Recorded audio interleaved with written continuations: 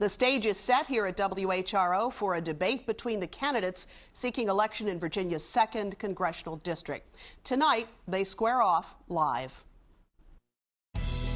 Live from the WHRO studios in Norfolk, this is the 2nd Congressional District debate, presented by the League of Women Voters of Southampton Roads. Here now is tonight's moderator, WHRV's Hearsay radio show host, Kathy Lewis. Good evening and thanks for joining us. Candidates in tonight's debate hope to represent the residents of the 2nd Congressional District of Virginia, which includes all of the Eastern Shores, Accomack and Northampton counties, Virginia Beach, and portions of Norfolk and Hampton. Now, the easiest way to find out whether you live in the 2nd District is to log on to house.gov, enter your zip code at the top of the page, and you'll find out what district you're in. Please join me in welcoming the Republican nominee, Congressman Scott Rigell, and the Democratic nominee, Paul Hirschbiel. Hey, Paul.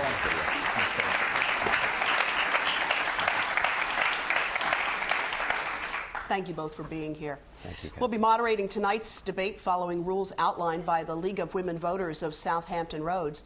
The debate will last 1 hour. Each candidate will have a 2-minute opening statement, and I will then ask a series of questions selected by the League of Women Voters of Southampton Roads. For each question, there will be a 90-second response, followed by a 1-minute rebuttal, with the possibility of a 30-second extension of the conversation at my discretion. Candidates will not interrupt one another or direct questions or statements at one another. Each candidate will also give a 2-minute closing statement, and the League of Women Voters of Southampton Roads is responsible for timekeeping tonight. Now, as determined by the flip of a coin backstage, the first opening statement will be from Congressman Scott Rigell. Congressman Rigell? Well, good evening, and thank you, Kathy, WHRO, and the League of Women Voters for making tonight's debate possible.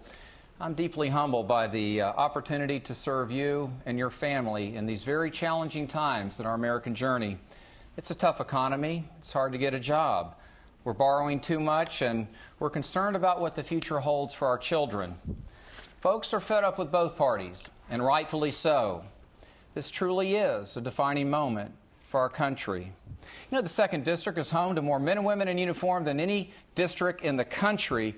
So to our veterans, your families, and our Gold Star families, including those who lost a loved one in the attack on the USS Cole 12 years ago today, from one American to another, thank you. We honor our veterans like my dad, Ike, whose service at Iwo Jima inspired me to become a Marine, when we fight for the America that they love. That's why I sought this office, to fight for a brighter future for every American. The full fabric of our community should cross the finish line. After listening to you, the wisdom of the district, I set 4 priorities: creating jobs, balancing our budget, supporting our military, and changing Congress. As a businessman, I went to Washington to get the job done, and I believe we've done that. My energy legislation that can create 18,000 good jobs right here in Hampton Roads passed the House with bipartisan support. Our carriers will stay in Norfolk, and the amendment that I offered to stop sequestration passed the House. I'm leading by example in elevating the civility both here in the district and in Washington. We've been recognized nationally, even by Time magazine, for the work we're doing to find common ground. You know, I've looked forward to tonight, and I appreciate the opportunity to discuss and debate the best path forward for our country and the 2nd District of Virginia. Thank you. Mr. Hirschbiel? Good evening. I also want to thank the League of Women Voters, WHRO, and you, Kathy, for putting on this debate. And for everyone in the audience and those watching at home, thank you for participating in the political process. And I want to thank Congressman Rigell for his service. You know, we may not agree on a number of issues, but I know he's made sacrifices. And I also want to thank my family with me here tonight. My daughter, Anna, my son, Matt, my wife of nearly 30 years, Susan, for their patience and support and love over these last 15 months. I could not have done this without them. I was born right here in Norfolk. 2 loving parents that showed me the values and taught me the values of honesty and hard work and giving back to the community. And I know my 96-year-old mom is at home tonight, so Mom, I just want to say thank you for all that you and Dad did for me. You know, over the last 15 months, I've traveled around Hampton Roads doing listening tours, and what I've heard from Republicans and independents and Democrats alike, is that Congress is broken. They're tired of the partisan bickering and the gridlock that has caused this Congress to be the least productive Congress in the last 70 years. They want leaders that will focus on jobs and the economy, not radical agendas. And as a lifelong businessman and community leader, I've done just that. I've spent the last 30 years in business creating thousands of jobs, even right here in Hampton Roads. I worked with my longtime friend, then Governor Warner, to help save Virginia taxpayers over $750 million. And I have started and grown right here with a lot of help our statewide early childhood initiative called Smart Beginnings. Now our work is far from done. We've got to focus on growing jobs, and that means growing small businesses, balancing the budget, improving our education system, and putting our veterans back to work. Now, I know these are huge challenges, but I believe more than ever that if we put aside our partisan differences and start working together, then we can ensure that America remains the greatest nation on earth. Thank you very much. Congressman Rigell had the opening statement. That means you, Mr. Hirschbiel, get the first question. That's how that's going to work tonight.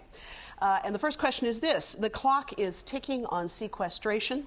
It's if there is no action before the new year, then Virginia is anticipated to lose something on the order of 200,000 jobs, nearly 2/3 of those in defense. In a region that depends for one of every $2 on the defense industry, what steps should be taken to halt the automatic and indiscriminate spending cuts? Well, as you said, our economy is dependent upon military spending, 47% of our economy, which is why we should never gamble with the military budget. And that's why I was actually disappointed in Congressman Rigell that he voted for sequestration. You know, and then said that he didn't think it would hurt Hampton Roads. Republican Congressman Randy Forbes voted against it and said that he knew it would cripple Hampton Roads. We even had Senator John McCain here a couple of weeks ago who stood up and apologized for that vote, said it was wrong, and said he wished he could take it back. You know, but the problem is we've not done anything to put off sequestration. Yes, there have been some votes up there, but no specific ideas on how we get rid of that. So let me tell you how I'll do it. Now, we need about $1 trillion over the next 10 years in deficit reduction in order to take care of that. Now, I wish I could reach high enough, but $1 trillion. Let's start with letting Medicare negotiate drug prices with pharmaceutical companies. That's $250 billion. Let's add to that. I'm in favor of letting the Bush tax cuts expire for those making $1 million or more. That's $450 billion. We're up to $700. And then there are lots of expense cuts that I know both sides agree on, like cutting congressional budgets and White House budgets by 15%. We're getting close now. We've got to do this, but the only way we do this is come together and work in a bipartisan fashion. It's going to take compromise. That's not a dirty word when it comes to making sure that we don't hurt and cripple our economy in Hampton Roads. Congressman Rigell, 60 seconds for a rebuttal. Kathy, I'm glad that you led with such an important question. You know, that was a bipartisan agreement, and Governor Warner and now Senator Warner, who Mr. Hirschbiel just referenced, voted for it, as did Senator Jim Webb, former Secretary of the Navy. This was a bipartisan agreement. I think we need to remember that we are right at the precipice of an economic serious situation because of reaching the debt limit. We've acted and led. I actually amended the National Defense Authorization Act with an amendment that would stop sequestration if it would be acted upon in the Senate. And I've called on the President as Commander-in-Chief to call us into joint session. This is leadership, and I've called upon our President as Commander-in-Chief to call us into joint session, not to berate Congress, but to find a common path out. I'm an all-of-the-above approach leader in Congress. I think this is where we need to be with respect to this issue. Yes, it's critical for jobs, but the primary function of our federal government is to keep the American people safe, and that means stopping sequestration. Congressman Rigell, the second question goes to you. It has to do with jobs, which, as you know, is on just about everybody's mind these days. In the Commonwealth, more than 250,000 Virginians are unemployed, just under 6%. What specifically would you do to help create jobs in the 2nd District? Thank you, Kathy. I've been an entrepreneur and really a small business owner all of my adult life. Terry and I, who's here tonight, my wife, we started our cleaning business. She hired me and I hired her. And I was, I think, 21 or 22 years old at the time. That's the principal reason I went to Congress, was to lead on this issue, and really through energy independence. This represents a tremendous opportunity for us here in Hampton Roads to move away, to diversify our economy. I passed a bill, that the Mid-Atlantic Energy and Job Creation Act, with bipartisan support, that can unlock 18,000 good-paying jobs right here in Hampton Roads. And I'm optimistic over time we'll get that all the way through. I've been a leader in the House and advocating for lighter, smarter regulations that would free up capital so our small business owners can have the capital they need to get their business started. And just a series of initiatives are coming from our office to make sure that the small business owner, really, I think the true engine to our economy, really the greatest job-producing engine the world's ever known, is the American entrepreneur. And the federal government overwhelmingly is making it more difficult for the small business owner to prosper. Mr. Hirschbiel, would you care for a 60-second rebuttal? Okay. I'm sorry, the question is about jobs, and it has to do with the fact that more than 250,000 Virginians are unemployed, and what specifically would you do to create jobs in the sector? No, I understand, but I thought we had 90-90-60. Is that not?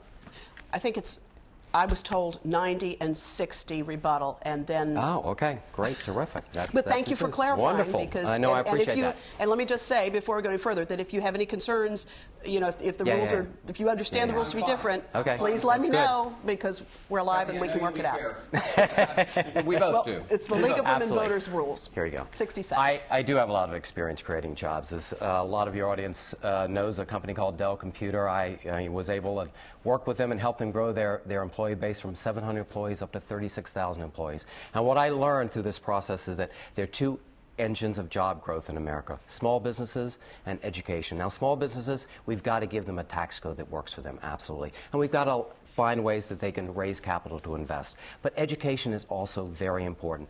That's our workforce training program here. And that's going to provide those highly skilled workers that we're going to need to compete in the 21st century. And that's why, actually, Congressman Rigell's budget I do disagree with, because it cuts education spending. And that's where we're going to need to grow those workers that are really going to grow jobs and help us build the middle class. So, you know, I do believe that there's a way to move forward, but we've got to focus on small business. We've got to focus on education.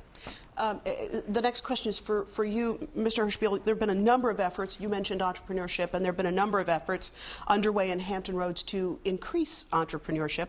And I wonder, what would you work for to improve in terms of the innovation and entrepreneurship, that environment at Hampton Roads? What would you specifically support that would improve that environment here in Hampton Roads? Yeah, well, there are actually a lot of efforts going on, both through the Hampton Roads Partnership now and the Hampton Roads Community Foundation, because we know that we need to diversify and grow our economy.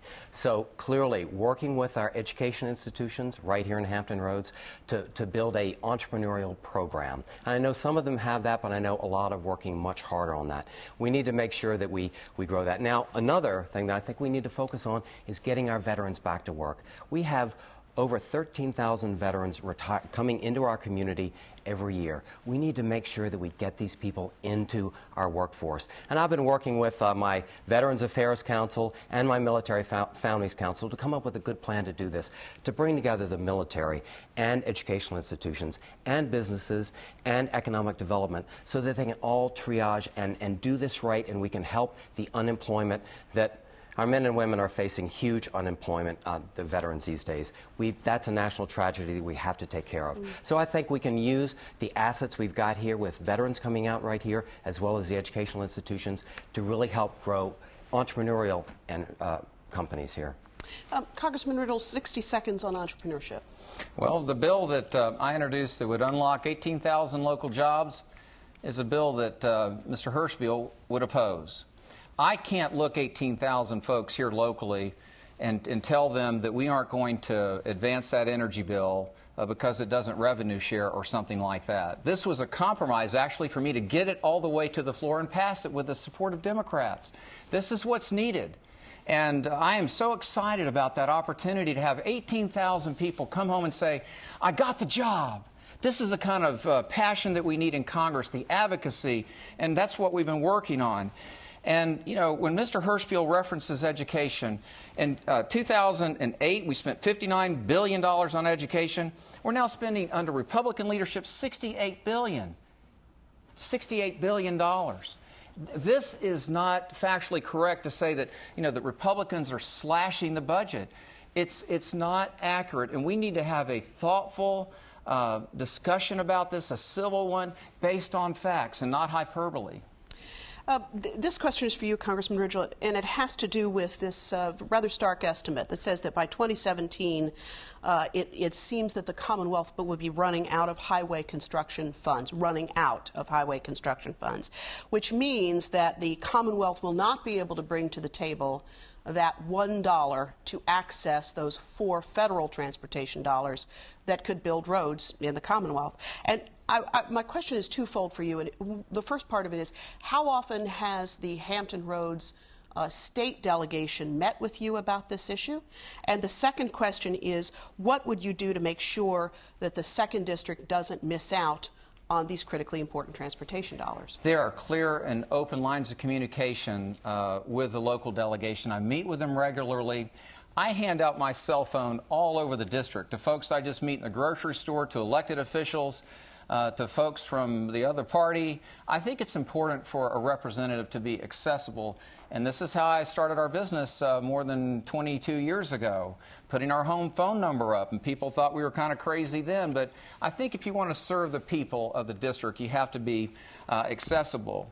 Terry and I came home from Newport News the other night. We hit a pothole that I thought probably bent the rim of our car. And I know, and I've always said, we need to invest in infrastructure. I supported that in the original stimulus bill of the full $800 billion or trillion. I said, look, of that, I support the 13% that's going to infrastructure. These long-term capital investments need to be made.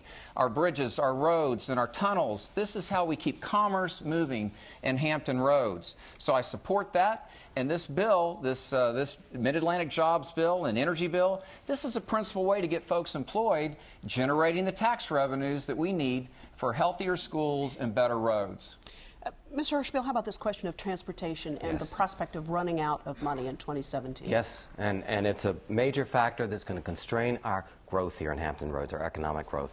And that's why we have to be focused on this. We know the Panama Canal is going to be opening up and be able to take larger ships. We can't take the cargo we've got in now on our roads and our rails.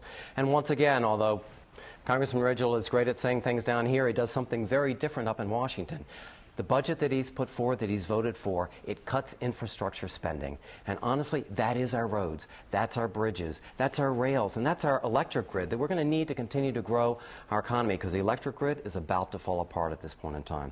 So we need to make sure that we continue to focus those dollars, because that's how we're going to grow our economy right here in Hampton Roads. You know, it's great to say that you're all for infrastructure, but you got to show that you're voting for it as well. I want to follow up on that infrastructure question because it's so critically important to this region and to the economy of the Commonwealth.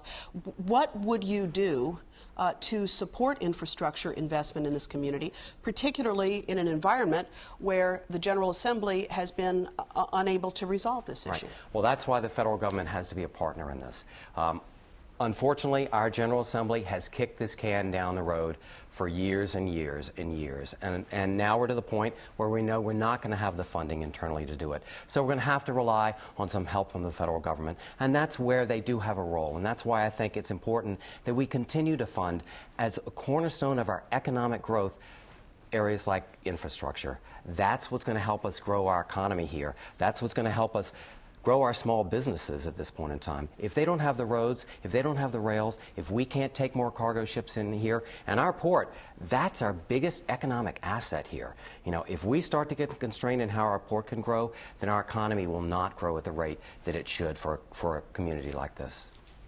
Congressman Rigell, 60 seconds. Well, growing our economy is my #1 mission. Paychecks for hard-working folks in Hampton Roads. And I've been hiring folks here in the district for 20 years and have had the real great joy and the privilege of saying to so many these wonderful words. You're hired, right there at Freedom and our different stores. The positions and the ideas that we've moved forward in the House of Representatives, lighter, smarter regulations. I amended Dodd-Frank. That is an overreach. It's hurt our local banks. I'm not talking about the big shot bankers in New York, the venture capitalists. I'm talking about, Monarch Bank and Town Bank. And when I meet with them, they're saying, Scott, Dodd-Frank has got us all twisted up. The pendulum so often swings too far with government. And my basic view is that the government is growing too fast. I can show that empirically. You just look at the data. We're way up to over 24%, way above our historic level of spending. And I think if you listen carefully to what my challenger is saying, he's putting a fence around virtually every area of federal spending. I hope we get to Medicare. I hope we have an opportunity to talk about that in other areas, because we have got to, in a wise way, control federal spending, which I think is in and of itself an act of job creation. And Congressman Rigell, let's talk about that just for a moment, because as you know, there have been a number of bipartisan commissions. There is no shortage of reports on the shelves about how we might get at this question of deficit reduction and dealing with the budget. And so I wonder, as you look at all of those reports that have been created over time, are there one or two or three ideas that really stand out for you as being positive and productive? And then we can talk in a moment about the fact that there's only 6 weeks to come to some agreement on that. Right. Well, Simpson-Bowles, I think, is a basic framework, and I was really disappointed that after waiting so long that the administration said, well, we waited a while to ask for it, then waited for it to be produced, and as soon as it became a real product that you could hold in your hand, less than 2 weeks later, the administration walked away from it. So here we are in the full fourth year of the administration with really no comprehensive plan. The House Republican budget, the Ryan budget, the one that is sometimes critiqued as being extreme, it takes 24 years to reconcile revenues and expenses. And I am one of the few Republicans who said, look, we've got to look at the revenue side as well. We've got to eliminate lobbyist-written, lobby-inspired loopholes. That's a great place to start. That's where a lot of this money is being spent. But revenues do have to come up, expenses have to come down, and we have to grow our economy. Those are the three ways that we can come together and make sure that we meet this deep obligation that we have to the next generation of Americans. Now, Mr. Hirschbiel, 60 seconds on this question. Thank you. The goal of deficit reduction has to be to grow our long-term economy strongly, and that means creating jobs and supporting our middle class. Now, clearly, I believe we need to do $4 trillion of deficit reductions across a 10-year period, and I do believe that it needs to be a balanced approach. Now, spending cuts is something I've had experience working with Governor Warner on, but spending cuts that were smart, that didn't hurt our long-term economy here. Congressman Rigell has voted for a budget plan that has an only cuts approach. There are no revenues in the Ryan budget, his budget. I also believe that we need to look at revenues. It's got to be balanced, and that's why I say let's let the Bush era tax cuts, expire on those that make $1 million or more. Let's end the tax subsidies for all companies. We can do this. We must do this. We've got to come together with a plan, because that's what's holding back our economy and keeping our corporations from investing in jobs and growing. And as you know, Medicare is certainly a huge piece of that. There was a Washington Post poll recently that said that 72% of registered voters think Medicare is very important. And so I wonder if you could give us two specific actions you would take to fix Medicare. Yes, exactly. Number one, we need to, and I mentioned this before, we need to let Medicare negotiate drug prices with pharmaceutical companies. That's roughly $250 billion over 10 years. The Veteran Administration, they can negotiate drug prices with pharmaceutical companies. Medicare can't at this point in time, so immediately we need to do that. Number two, I believe we need to focus on the fraud and waste that's in Medicare. Now, I know that's hard to get at, but at this point in time, we're talking about $50+ billion a year in fraud and waste. I know we can do a better job of that. As a business person, I know we can do a better job of that. What I'm not in favor of is I'm not in favor of changing the benefits for our seniors. I'm not in favor of taking Medicare and making it a voucher program and making our seniors pay more than $6,000 a year more. Now, we all know I have lots of friends. I'm not that far away myself. I have lots of friends who've seniors that are living on fixed incomes. They cannot afford what Congressman Rigell's budget does for Medicare. So those are two ways that I would start, and I think there are many others that we can do, but we can do this without changing the benefits for our seniors that have paid for it, they've earned it, and they deserve it. Congressman Rigell, 60 seconds. You know, Kathy, just tonight I got a call from my 92-year-old widowed aunt, wishing me, of course, the very best. Let me know she's praying for me. I appreciate that. You know, Paul, we share, I think, a lot of values, but, you know, I'd submit that, you know, well, just generally to Democrats, they may care as much about our seniors, but they do not care more. Look, Medicare, here's the facts. If we don't make some changes, some meaningful and wise reforms, it'll go bankrupt. And if you're not willing to say what needs to be said, you're not leading. And this budget, the Ryan budget, is a path out. And for those 55 or older, absolutely no changes. No changes for those who are 55 or older. And under our plan, seniors can stay on a real Medicare plan if they'd like to. Listen, the way we're going with the Affordable Care Act, what's been done to Medicare, it takes over $700 billion out of Medicare to create and start brand new programs in the midst of this extraordinarily challenging fiscal environment. That was not a wise decision, in my view. And we'll see that about half of the 13,000 folks who are enjoying Medicare Advantage right now in Hampton Roads, really in the 2nd District, they'll find that they can't afford it anymore. It's not a good plan. The Affordable Care Act is directly and irrefutably affecting Medicare, and in a negative way. Well, let's talk about the Affordable Care Act, because you said you would work to repeal and replace the Affordable Care Act. So what parts of the act do you support, and what parts do you oppose, and what would you do about that? Well, even at our company, and I have a track record on this, our company has always had the position of not trying to figure out pre-existing conditions or exclude those with pre-existing conditions. I can't imagine doing that in the workplace. So I support that fully. The idea of transferability, that your policy goes with you, this is good. The idea that a student or a child up to the age of 26, extending that, I'm in full support of that. That makes sense, especially in this economy. There are a lot of things that we have common ground on, and a lot of these things are reflected in a great bill by a good friend of mine, Dr. Tom Price out of Georgia. There's so many Republicans who are physicians, and we have heart surgeons and all types of specialists.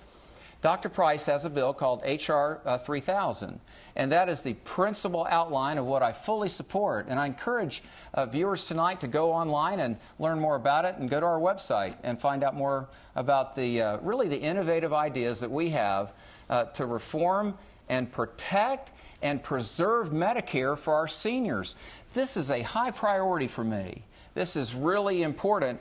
But anyone who will come before the public and just start talking about ideas that, you know, let's eliminate waste and fraud and abuse. Who's not for that? We're all for that. But that is not in and of itself a solution. And I believe that the American people are ready for the truth, they're ready for solutions, and they're ready for leadership. This is a defining moment in our country. I truly believe that. Mr. Hirschbiel, 60 seconds for a response. Yes, well, once again, we need to make sure that Congressman Rigell is doing what he says. In addition to voting for the Ryan budget, Congressman Rigell also voted for the Tea Party budget. That budget was not voted on by 100+ Republican congressmen and women because they thought it was too extreme. And with Medicare, that voucherizes Medicare in 5 years, not in 10 years. 2016. That's when Medicare is vouchered. The Affordable Care Act, I think, is a good start. We've got a long way to go. We know that health care costs has been hurting everybody's pocketbook, you know, and it's a big drag on our economy. So we've got to focus on that. What I'm concerned about is Congressman Rigell has voted 30 times to repeal the Affordable Care Act. He has not voted once with a plan to replace it. And if any one of those votes had have gone through the Senate, then yes, kids that were up to 26-year-olds would be taking off of their parents' policy. Insurance companies would be able to start charging women more than they charge men, which they did for many, many years. And they begin to deny access for pre-existing conditions. So we got to be very careful about our votes here. I want to exercise that 30-second option for a follow-on on this question. Mr. Hirschbiel, are there any aspects of the Affordable Care Act that you're opposed to, or are you supportive of it? Oh, I think we need, there's lots of stuff that we need to change in it. Absolutely. I didn't really have time in the last. you know, we need to fix the sustainable growth rate. We need to, it hit at administrative costs, not nearly as much. It did provide some money for electronic medical records. We need to do a lot more of that. There are many ways that we need to improve it, but let's quit voting and wasting taxpayers' money to repeal it. Let's come together, figure out what both sides think are wrong, and let's fix it. We can do this, but only if we're willing to compromise and work together. The next question comes to you, Mr. Hirschbiel. Reproductive issues for women put the Commonwealth in the national spotlight during this last General Assembly session. And the question is, where do reproductive initiatives, specifically birth control and abortion, stand in your list of congressional priorities? Yeah, well, women's issues have been a major part of my campaign from the very beginning. I do not support the ultrasound bill that was passed by the General Assembly this past session, and I haven't heard Congressman Rigell speak on that, so I'm not sure where he sits. But I do believe that we need to be focused on jobs and the economy up there in Washington and not on radical agendas. Congressman Rigell has co-sponsored both the personhood bill, and that's the bill that makes abortion illegal, even in the cases of rape, incest, and life of the mother. He also co-sponsored with Congressman Aiken the bill that redefines rape as only forcible rape. Now, I believe that, you know, I believe in a woman's right to choose in terms of what happens with their bodies very strongly. My wife and I have been very, large supporters of Planned Parenthood for many years. This is a critical issue for me. I don't believe it should be legislated in Congress. This is up to a woman's rights. Congressman Rigell, with 60 seconds. Mr. Hirschbiel can get away with misrepresenting who I am and what I believe through his ads. He will not get away with that tonight. Mr. Hirschbiel, you have seriously misrepresented my position. You never called me. You should have. We are friends. You have my cell number. You never called me before you put that ad up. Look, abortion is a serious matter. Americans across the country are conflicted on this. Most people, there's a continuum. I put myself forth as a pro-life candidate, and I am. I'm proud to be here with my family and to represent myself as a pro-life candidate. That said, that bill that you referenced, the Human Life Amendment, it doesn't say anything about what you just said right here. I believe that a woman has a right to an abortion in the case of rape or incest or the life of the mother. He has deliberately, or maybe unknowingly, misrepresented this with hundreds and hundreds of thousands of dollars across this district. The good news is, no one's listening to it, so far as I can tell. And, I think it's an important topic. I'm happy to talk about it. But at the same time, it only comes up with reporters. It really doesn't come up in the district. People are concerned about paychecks, and that's what I'm focused on. And to say that I supported the bill that has a new definition of forcible rape, that is absolutely false. Absolutely false. And I welcome a careful examination of that. It's not in the bill. Look at the bill. You're either misinformed or worse, deliberately misrepresenting who I am. And I hope that's not the case. I want to stay on this question for a moment because, I know that both of you are on the campaign trail all the time, but I'm sure that you've been following the impact of the General Assembly session and some of the efforts that have been launched by women's groups who are very concerned about what happened in the last General Assembly session. So I wonder where you stand on those issues that happened in the last General Assembly session, the ultrasound bill and the like. Now, I am consumed, in the best sense of the word, with my work in Washington. I get up every day at 5 o'clock thinking about jobs and the danger and the risk that our country's in because of our fiscal situation principally, and looking out for our troops. That said, to the extent that I understood what was going on up there, it seemed like misplaced priorities to me. And I'll just leave it at that. I've got good friends in the General Assembly, but it struck me as a misplaced priority. And Mr. Hirschbiel, you have a 60-second response.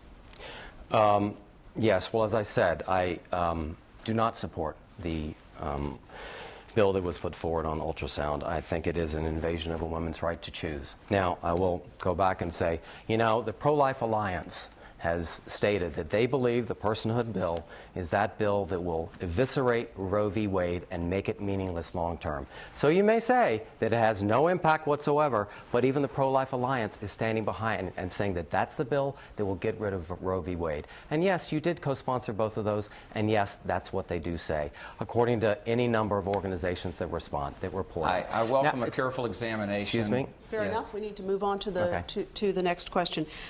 This one is for you, Mr. Hirschbiel, and it has to do. We'll shift around a little bit, and we may come back to some of what we've already discussed. Good. That's the beauty of live. The specter of changes to home mortgage deduction has come up in the process of the presidential campaign, and I wonder, would you support changes to the home interest mortgage deduction, home mortgage interest deduction, I should say? If so, what changes would you support? Mm-hmm. Right now, at this point in time, I think we have to be very, very, very careful. Our economy is weak at this point in time, and we need to make sure that we don't change, particularly for our middle-class families that are just barely hanging on at this point in time.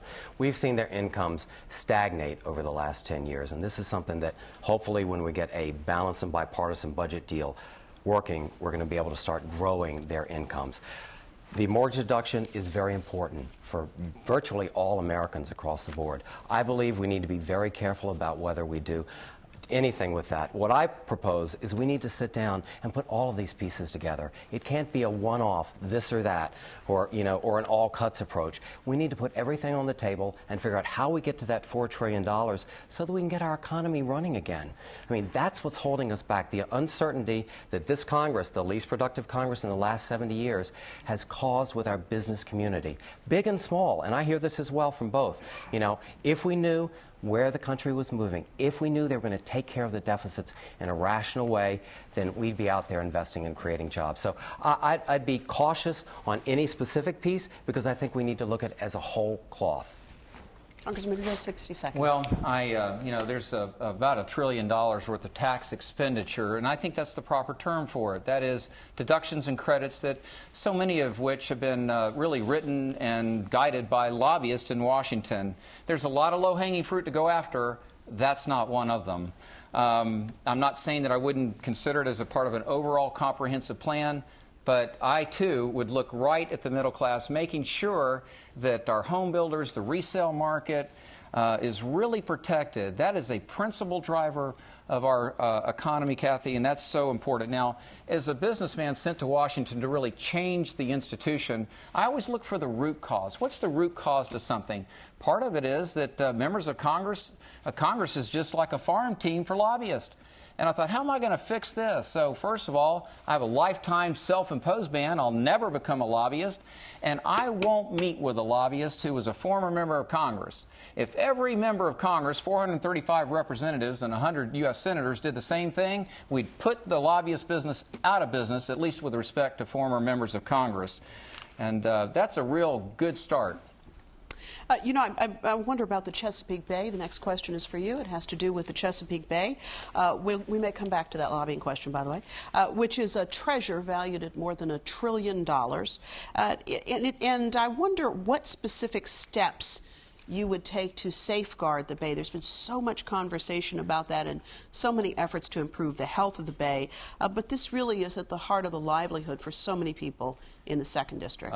Kathy, you put a dollar value on it. I'd say it's truly priceless.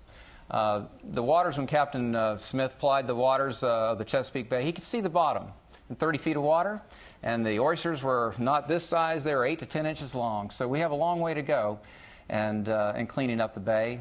One of the first things I did when I had the privilege of being elected and serving this wonderful and special district was to put together a Chesapeake Bay Advisory Board. And I was just delighted when Christy Everett, she's with the Chesapeake Bay Foundation, agreed to serve as the co-chair. And I believe that in an abundance of counselors, there's wisdom. So when I'm looking to make decisions with respect to the Bay, I always lean on them for good advice. And we have farmers, and we have environmentalists, and we have scientists, and we have just concerned citizens. It's a diverse group of people because I think it's important to get a diverse range of input when making a critical decision. Now, my record reflects my strong passion and commitment to the Bay. Indeed, the last vote that I cast right before we adjourned this last session was a vote against my own party because it incorporated part of a bill that would have restricted the EPA's ability to have multi-state jurisdiction. This runs counter to my values. I think we need an EPA, and it needs to be able to have multi-state jurisdiction. I also think it needs to be reined in a bit. It's holding back job creation. But I look to folks who really have subject matter expertise. I don't want to go out to the third island and catch a striper with lesions. We have a duty to our children to leave them clean air, clean water, and clean soil.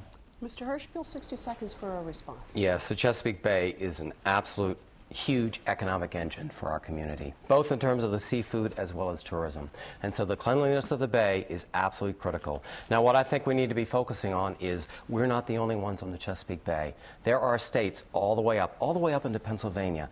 And those states, we have to make sure that they are abiding by the pollution regulations that hopefully protect us. Now, we have a beautiful part of the Chesapeake Bay down here, but we're also at the end of it. So all that pollution from up north, if it's not kept there, if it's not regulated well, it comes right down into our waters here. So it's not just us that we have to be focused on in the state of Virginia. We have to be working from the federal government all the way up in all the states and make sure that they are abiding by the regulations that will keep our bay and our economy here so strong. Mr. Hirschbiel, I want to turn to the topic of education, if we may. And Newsweek had a recent cover story titled, "Is College a Lousy Investment?" And I think anybody who's written a check to a college sort of shook a little bit when they saw that. But the fact of the matter is that debt from student loans now exceeds $1 trillion. Tuition is increasing, government support decreasing. And so I wonder what specific programs you would propose or support that would prepare young people for the 21st century in a way that doesn't require them so often to mortgage their futures. Yeah, exactly. For the last 15 years, my wife and I have been totally focused on education initiatives around here, trying to make the education system better. Everything from starting and growing our now statewide early childhood initiative to make sure that every child arrives at kindergarten ready, to our efforts in K through 12, to my wife, who sat on the board of an entity called Access College Foundation. She actually chaired it for a couple of years, and this is a wonderful organization that Frank Batten and Josh Darden started. And over the years, its reason for being is to make sure that any student at Southampton Roads who wants to go to college can go to college and find the financial resources. And that's why we support Pell Grants and Stafford loans and things like that.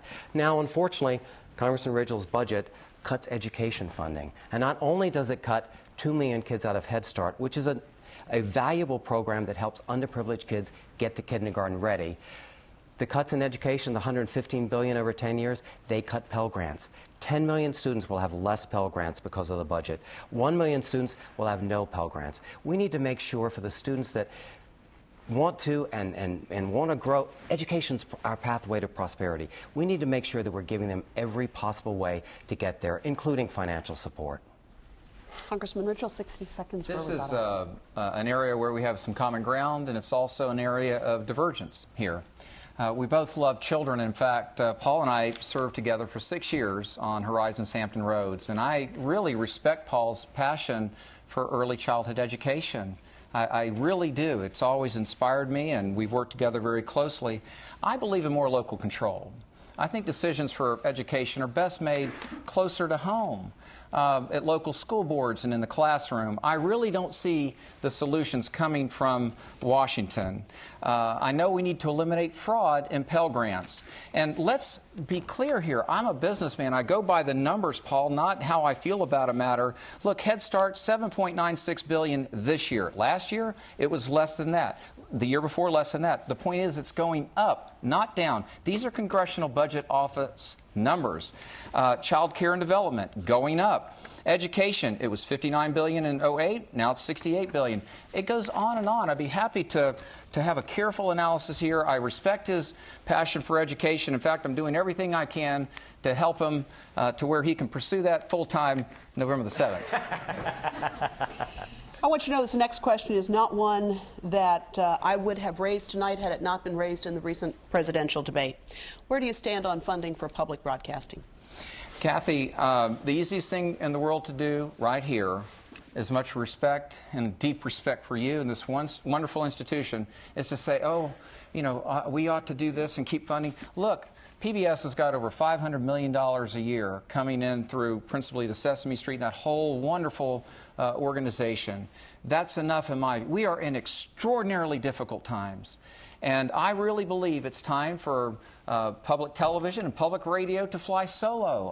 I have a sense that Mr. Hirschbiel disagrees with me on that. That's okay. It's because I believe in the quality of the programming here. I think you can compete. I think you can compete head-to-head with anybody in town. And it was instituted at a time where we had very little, if not no additional choice. Gosh, things have changed. The internet, we've had a proliferation of media outlets, ways to get our news. I love NPR. I love this organization. We are borrowing 40 cents on the dollar. We can't stay on this path. I am willing to take the political risk, to say what must be said. Revenues have got to come up. Expenses have got to come down. We've got to unleash the greatest job-producing engine the world's ever known, the American entrepreneur. We've got to get our way out of this, and I think it incorporates and includes making some tough decisions. Mr. Hirschbiel, 60-second rebuttal. Thank you. You know, my family loves Big Bird, and he's had a tough couple of weeks, I admit that. We have supported WHRO for many, many years, simply because WHRO stands for education. WHRO was created by several school systems around here so that they could provide higher quality education. And that's true for a lot of our public radio and TV stations around the nation. So I think we need to be careful. This is another part of education that I think we absolutely need to support in the long run. Now, clearly, we need to come together in a balanced bipartisan plan. My opponent keeps saying he's willing to increase revenues. I've yet to see any major program that he has put forward that significantly does that. All that he's supported so far is a uncompromising, all-cuts approach that's very hyper-partisan, that if my party came up with that, I wouldn't be able to vote for that. When you think about revenue, let's talk about revenue for a moment. When you think about revenue generation, where do you see that taking place? And how, as you think about revenue generation on a whole, what do you think is the ratio, what should the ratio be between raising revenue and cutting expenses? All right. Well, as I said before, I believe in $3 of spending cuts to $1 of revenue generation. I think that makes absolute sense. Clearly, I have some I've spent a lot of time focusing with Governor Warner on the spending side, but on the revenue generation, I do think we need the Bush-era tax cuts for those people making $1 million or more to let them go away. That's $450 billion. That's 10% of our way right there toward that $4 trillion. Yes, I think we need to end tax subsidies for oil companies, some of the most profitable corporations in the history of the world. Why do they need tax subsidies? And I think we do need to look at, as Senator Warner has done over in the Senate with his Gang of Six proposal, let's look at all the exemptions and deductions and figure out what ones really build our economy and what ones don't. We need to make sure that we're very careful of how we do this. But I think, as Senator Warner has figured out, that we can actually, if we do this well, we can reduce corporate tax rates and still increase revenues. But it's got to be smart. It's got to be in a way that doesn't hurt our long-term economy and stick it to the middle class again. Congressman Rigell, what about this question of the ratio between revenue and spending, revenue generation and spending cuts? Well, one of the more interesting conversations I've had in my very short amount of time serving in Congress was with Warren Buffett. And I only mention that because it was an extraordinary experience for me. He wrote to me and invited me out to Omaha. I was kind of stunned to get the letter, and I accepted. We had a very nice conversation for about an hour and a half. Then we walked on CNBC and with Betty Lou, who was the anchor, and we had an uninterrupted 20-minute interview there. And Warren, as he insists on being called, he said, "Scott, I'm 20 to 21% revenue and expense, right around the 21% range." I said, "Well, Warren," I said, I really believe in smaller, more efficient government. I'd really like to see us at the 18% range. I voted for 18. I voted for 19. I guess I could be kind of pulled kicking and screaming up to 20. But 20%, I immediately recognized, Kathy, was common ground. And I think that's where we need to head. We're right now about 24% of GDP on the expense side, and this tax code that we're under yields around 17%. Both are far outside of historic norms. This threatens our future. It threatens Medicare. It threatens Social Security. It dims the future of our grandchildren and our children, indeed everyone who's probably listening tonight. It puts our country at risk. That's why I distanced myself from the Grover Norquist pledge, the Americans for Tax Reform, because empirically it doesn't make sense, and I'm looking for common ground. Last question before we get to closing statements, and it has to do, I think both of you have discussed veterans here tonight and the sacrifices that they've made, and yet veteran unemployment is very much higher than that in the general population. And so I wonder what strategies you would propose to increase employment among veterans. Congressman Rigell? Well, I introduced a bill, more for vets, less for jets. The idea, it's actually in full agreement with President Obama, and I'm delighted to work with him when we find common ground, and there was common ground there. It took away a lobbyist loophole there for corporate jets, and it would put in fact, all of that money that was generated into a higher tax credit for veterans that are leaving our service. You know, we have over 10,000 service members leaving the service here in Hampton Roads every year. They're the finest men and women, I think, in our country. They are well-trained. They're drug-free. They're just wonderful Americans. They love their country. They've served their country. And we have an obligation, as best we can, to help them if they've been wounded, to stand by our families who have lost a loved one in combat. And then for those who are ready to go to work, we need to help them get a job, get a paycheck. And that's why I'm so excited about the Mid-Atlantic Jobs and Energy Act. And this is 18,000 jobs, many of which would surely go to our veterans. This is a very practical step. Senators Webb and Warner also support Coastal Virginia Energy. Governor McDonnell ran on it. The General Assembly wants it. There's one organization stopping that from moving forward. That's the Department of Interior, led by Secretary Salazar and the Obama administration. It's unfortunate. Mr. Hirschbiel, 60 seconds, and then we go to closing statements. Yes. As I said earlier, I've been working with my Veterans Council and my Military Affairs Council to come together with a plan that brings together business and educational institutions and the military, who knows they don't do a good job of transitioning their men and women out, and economic development to make sure that we can right here fix this, figure out how to do it, and if we get it right here, we can take it nationwide. But one thing I'll tell you that is holding up jobs here, and that's the fact that the Congress has not renewed the wind energy tax credit.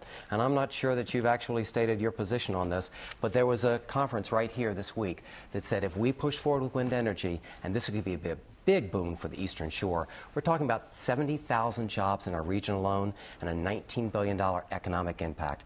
Partisanship is keeping us from moving forward because they will not renew the wind energy tax credits. So right here, that's something that's stopping. And in fact, without renewing it, that's why we had Gamesa take a $30 million project off the Eastern Shore and take it to Spain. We need Congress to work on this, not be partisan and be in gridlock.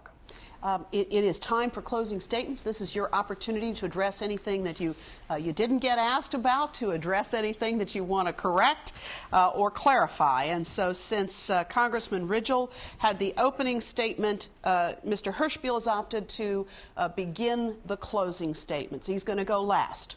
The brilliant person inside my ear is telling me that you are going to go last. So that is just fine with me. That's what I meant to say. Whichever, it doesn't matter. Congressman Rigell, I apologize. So you will be first with your closing statement. Oh, very good. Well, thank you, Kathy. And I especially want to thank my family. And my wife Terry is here, and our lovely daughters Lindsay and Mallory and Shannon. Just thank you for your love and support during, well, what is certainly a very challenging time of public service here for the Rigell family. I know that my friend Paul loves America. I don't question that for a moment, but not all ideas are equal, and not all leaders are equal.